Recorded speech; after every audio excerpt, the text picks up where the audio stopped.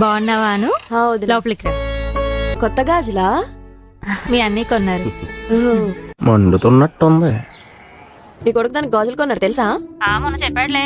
అందరికీ తెలుసు, నాకు మాత్రం చెప్పలేదు. అది కాదులేవే. సర్లే ఉంటా. నీకేం కావాలో తీసుకో. ఇది ఇది నచ్చింది నాకు, ఇది తీసుకుంటాను. అయ్యో అను, అది మీ అన్నయ్య నాకు ఫస్ట్ గిఫ్ట్ ఇచ్చారు.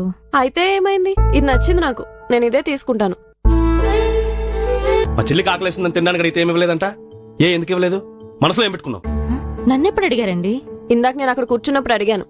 నేను మిక్సీ వేసినప్పుడు అడుగుంటావాను, నాకు వినిపించలేదు.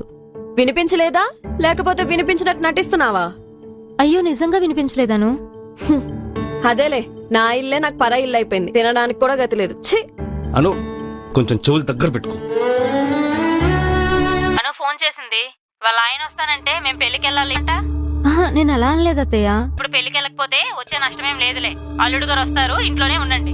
నేను వెళ్ళాలి అత్తయ్య. ఏంటి, నా మాట కదా నువ్వు పెళ్లికి వెళ్తావా? రేపు నా కూతురు అలా ఆయన దగ్గర ఎదవవ్వాలా? ఇదే నా అల్లుడికిచ్చే మర్యాద అని రేపు దాని అత్తింటి వాళ్ళు అడిగితే నేనేం చెప్పాలి? పెళ్లికి ఏం వెళ్ళక్కర్లేదు, ఇంట్లోనే ఉండండి చెప్పాడికి. Download ShareChat.